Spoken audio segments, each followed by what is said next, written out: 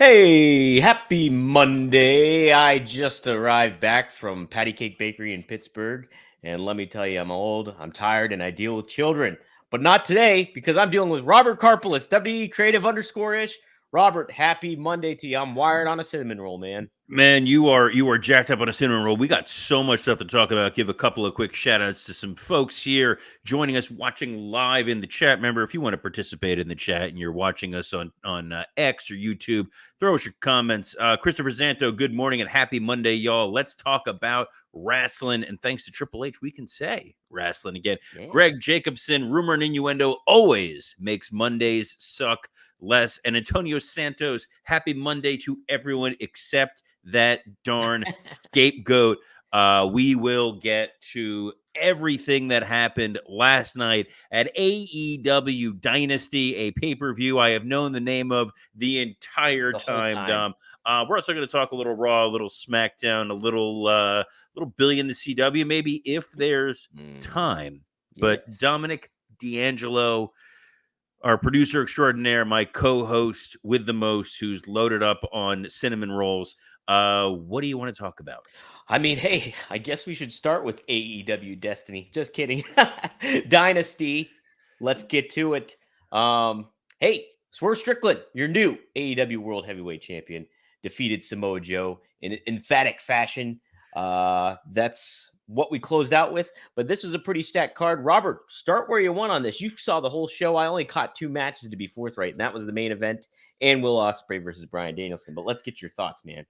So, first and foremost, congratulations to Swerve Strickland, AEW World Heavyweight Champion. Full disclosure, Swerve, longtime friend of mine, was over the moon happy for him to have won the title.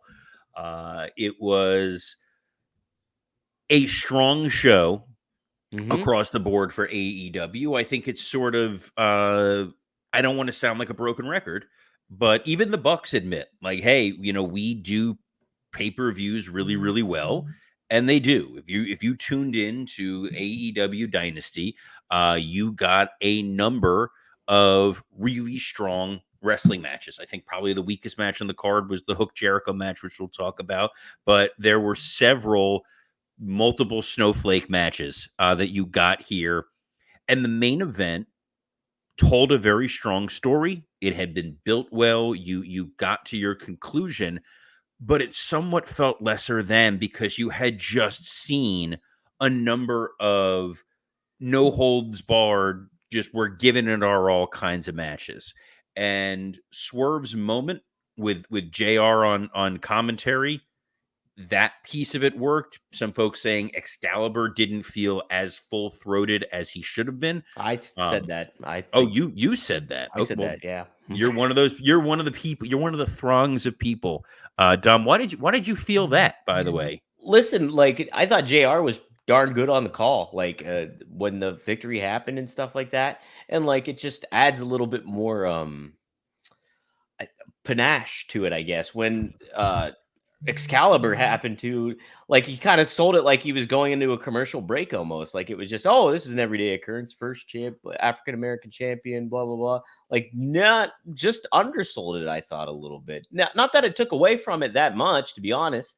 It's just something that I noticed, and I just thought the finish though was great. Like between Swerve and Joe, like, finish was great. It's very tough with the Swerve stomp, and this was no different.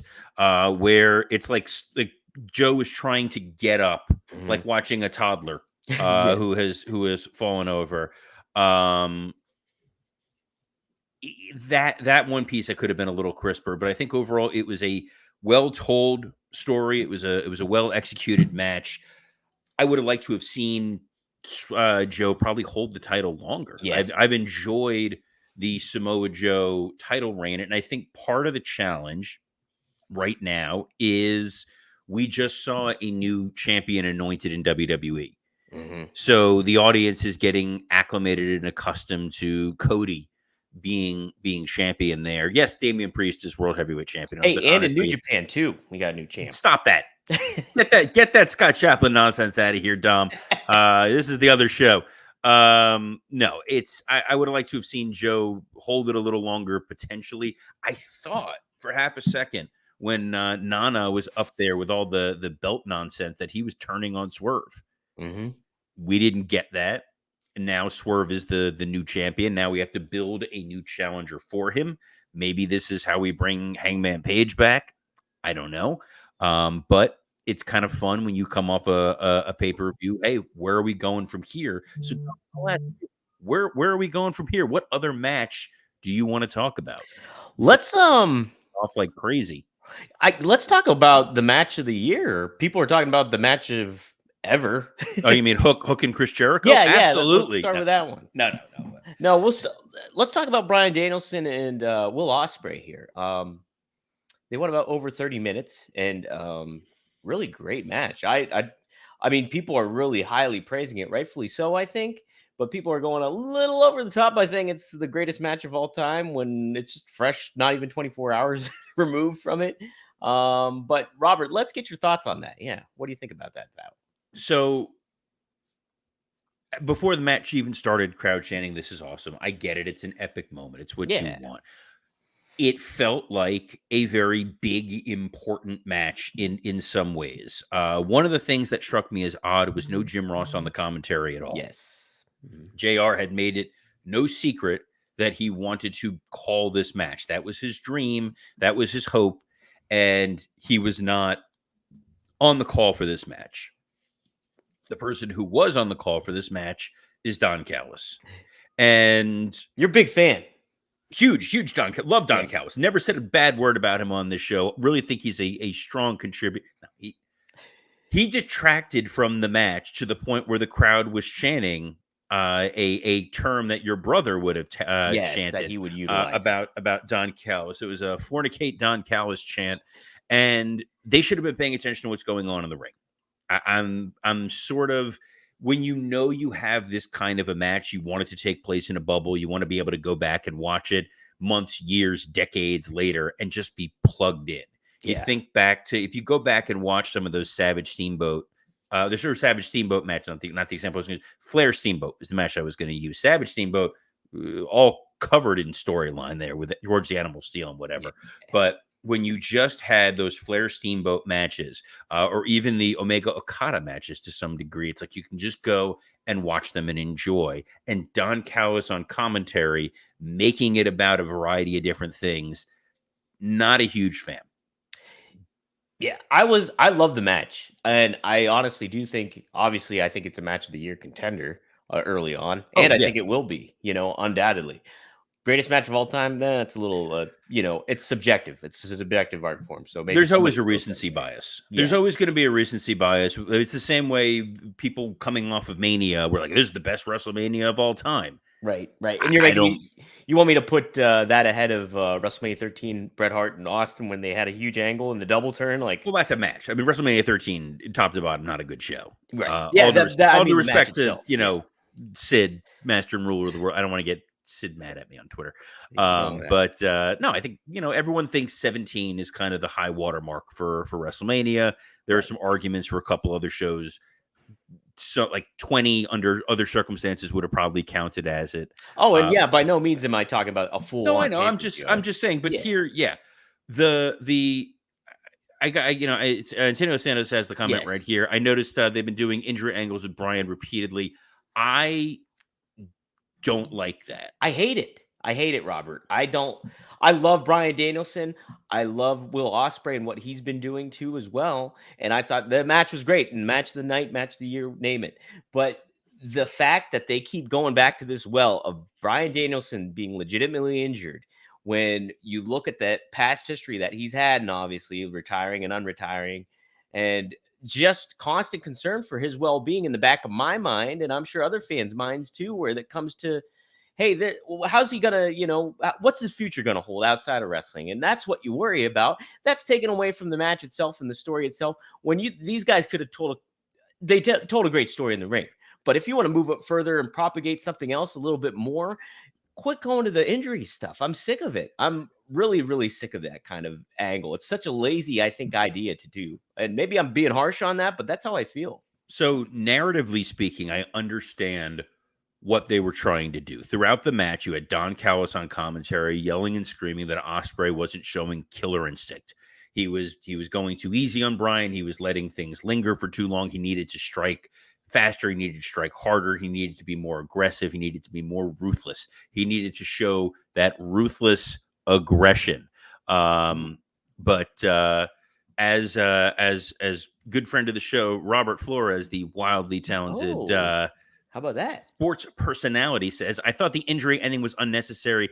It was. The idea here was you were going to see that moment of the referee is going to go check on Bryan. Ospreay still hits his finishing move. Did he know? Did he not know? Was he? The idea would have been, if he would have seen that the doctors were coming, Ospreay would have been like, oh, bruv, I would have held up. No. But was he showing the killer instinct that Don wanted? So you're asking questions. The problem was, we know Bryan's history. We know that every moment with him that we get left in the ring is sort of precious. And we've seen where things have actually legitimately been awful for him. So the audience is not thinking, take me on this ride for this story. It's, oh no, did the Tiger Driver move, the move that, we thought a variation of it almost crippled Kenny Omega and kind of took away from that match. Did we just see this here with Bryan? And it's not what an amazing finish.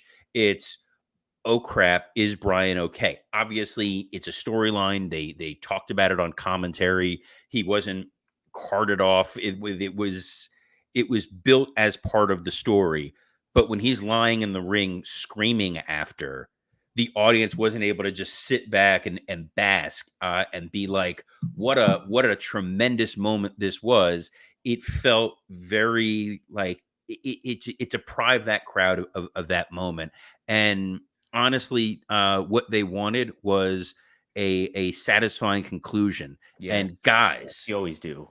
If you're worried about a satisfying conclusion, can we talk to you about the undefeated match of the year contender that is Blue Chew? This episode sponsored by Blue Chew. Let's talk about sex. Guys, remember the days when you were always ready to go? Now you can increase your performance and get that extra confidence in bed. Visit BlueChew.com.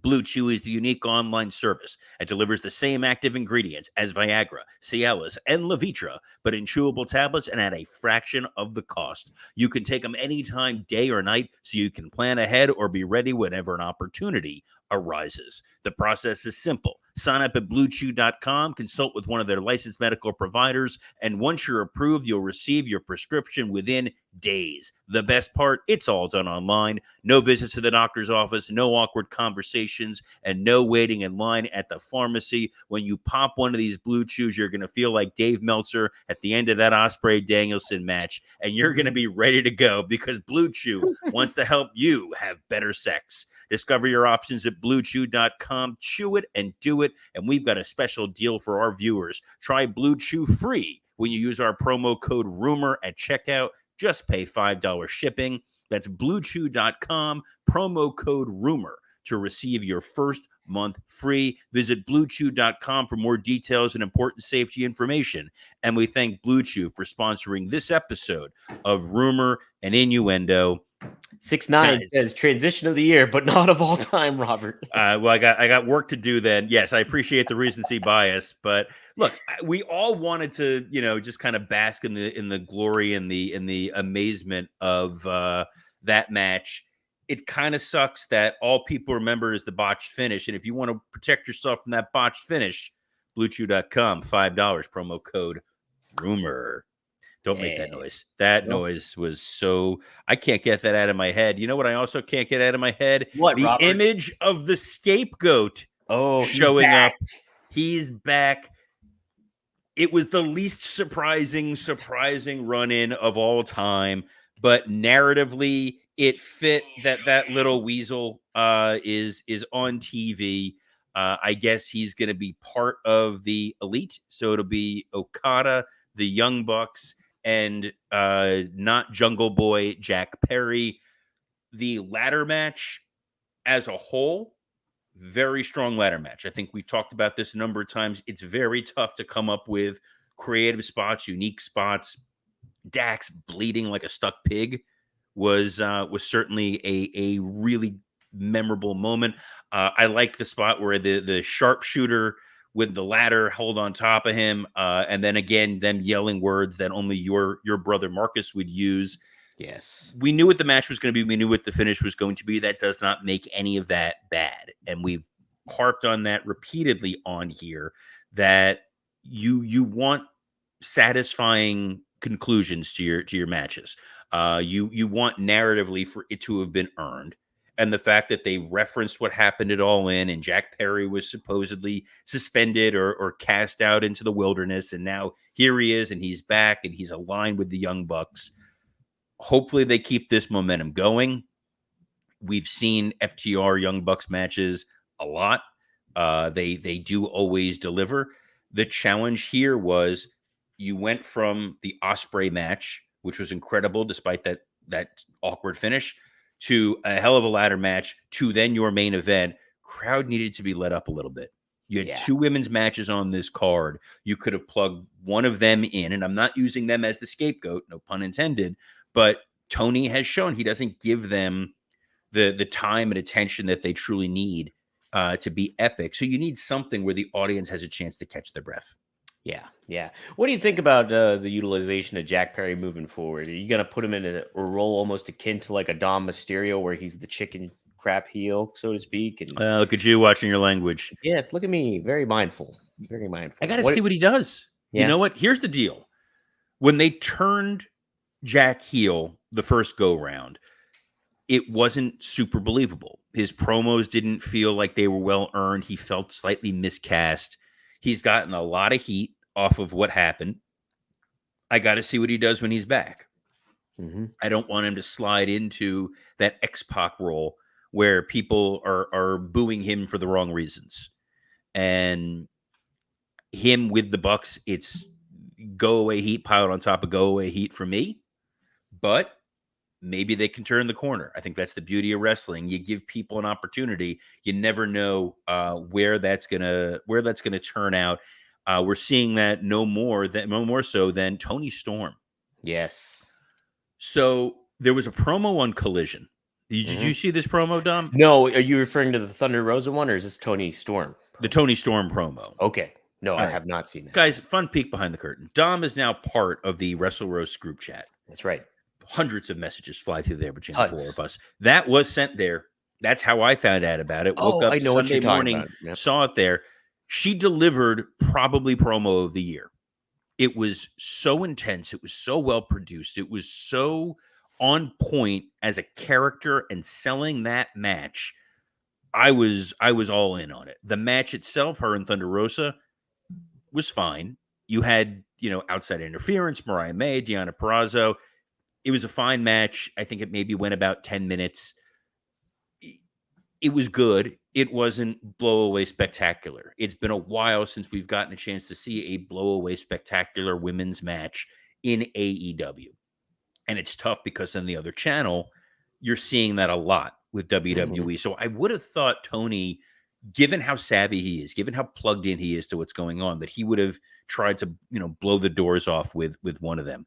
Willow Nightingale, Julia Hart, short to the point, very happy for Willow. Yeah. Mercedes Moné coming out after feels like a heel move, but we all know there's going to be the reveal of who took her out when the lights were down. And my favorite moment of all time, the Mercedes needs help. Help guys, her. Hey, come on, guys. Alex Marvez, best in the business. Looking at what else there was. Pac Okada. Hey, you're forgetting the big match of the night, Robert. It's Chris Jericho and Hook, man. Well, I'm saving the main event. Saving the main event, Dom. Pac Okada, solid opener. It was fine. Okada's not going to have a bad match. Him and Pac had a good match, but whatever. The 6-man tag was entertaining. It was a little sports entertainment-y in a good way. Yeah. It was a nice way to make you want to see Malachi Black versus Adam Copeland. Hopefully they'll tease that out for the next pay-per-view and won't just give it away on Rampage or Battle of the Belts. And then Roderick Strong, Kyle O'Reilly. When we did when I did the preview for this on Wrestle Roast, I said there's going to be a moment when that match is going to happen. It's going to come out. The audience is just going to go, ugh. And kind of what happened. It was a fine match. It was a very solid 20-minute match. That did you really need it on the pay-per-view? Do I need another tease of Wardlow upending the supposed leader of a group? No. So I would have just pulled that match entirely, and I don't think anybody would have lost sleep. Who is going to be losing sleep Hmm. is the next person that's going to face the Learning Tree Chris Jericho after that FTW title match. For years, for decades, Chris Jericho had his finger on the pulse of what people wanted. One of my all-time favorite wrestlers. I mean, Yeah. the stuff he did in ECW, WCW, WWF, WWE, just loved all of it. Held Chris in high regard. This match was such a bizarre miscalculation across the board of what this audience wants to see. It did not help the presentation of Hook. It did not help the presentation of Jericho. It did not help enhance this show.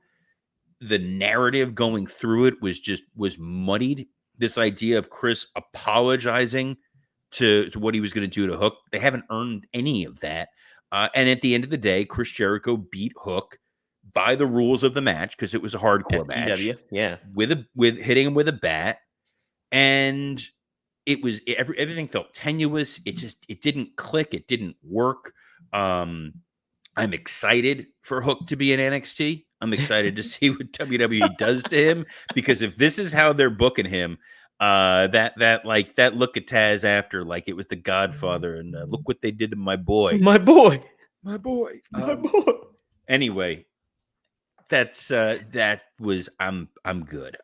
What's funny is you guys hear the vibrating from Dom's phone. Yeah, Dom I moved it. Still doesn't realize how loud the vibrations are. It is entirely the Wrestle Roast group talking about the Jericho. Is that what it is? I've missed since this started. It's the beauty of when you guys have group wrestling chats. Right. I woke up this morning. I muted my thing because I didn't watch pay-per-view live last night. Watched it this morning. 126 missed text messages. Sounds about right. Guys, if we got invaded by another country, I would not get as many text messages as I do during one of these. But literally, it is just these guys saying that Jericho sucks, and this is really unfortunate that this is what's going on. I would never besmirch Chris Jericho on this show, and I know you never would, and no one who has ever been on Rumor and Innuendo ever would. So we're gonna move on. What's next, Dom? Because the last thing I want to do is make a meal of this match. But you know what I want to make a meal of? Oh man, Robert, I am hungry after that. He's still after that cinnamon roll.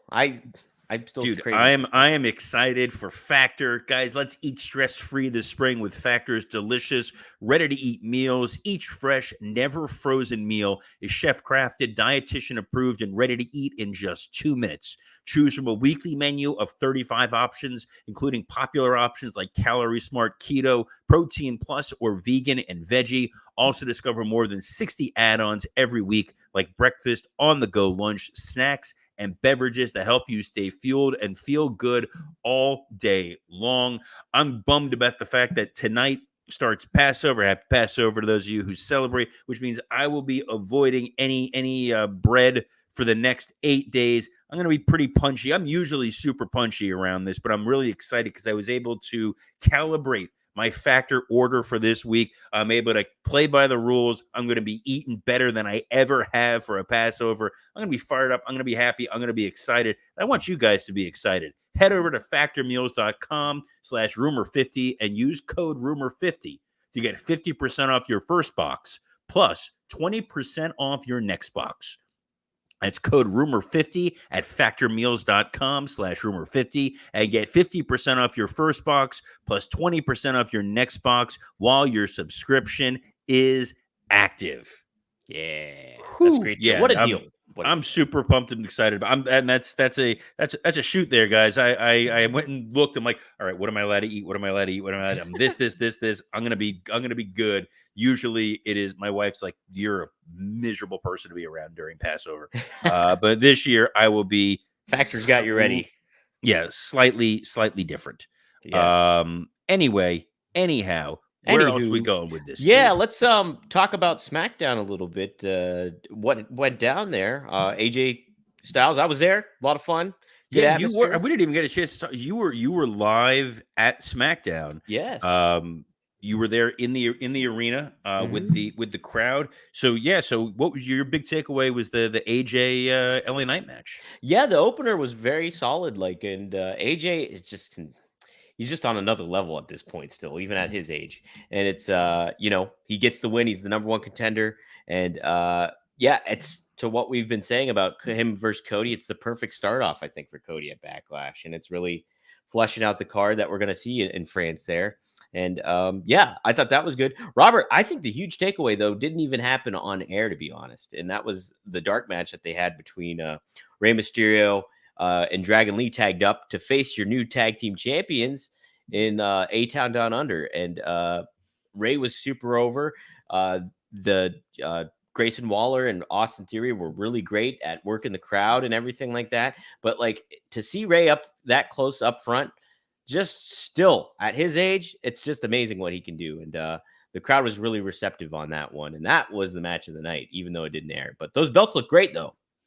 What looked great, Oh, Dom? the titles. Those titles look Jeez, great, man. I Robert. was all ready to be like, thanks for that. Then We've been you talking had to do that. All AEW this right. whole Question here time. from Antonio Santos. How was the Uncle Howdy Nightbird tease? I love that stuff. I'm a sucker for like old songs and stuff like that. And So I you got thought to it set was this. You got to set the table for those folks that weren't with you in Pittsburgh. right. Those lucky souls who were not stuck in Pittsburgh, PA, That's right. So where the during Vicksburgs are from. during that thing you do reference, guys. yeah, Anyway, there you go.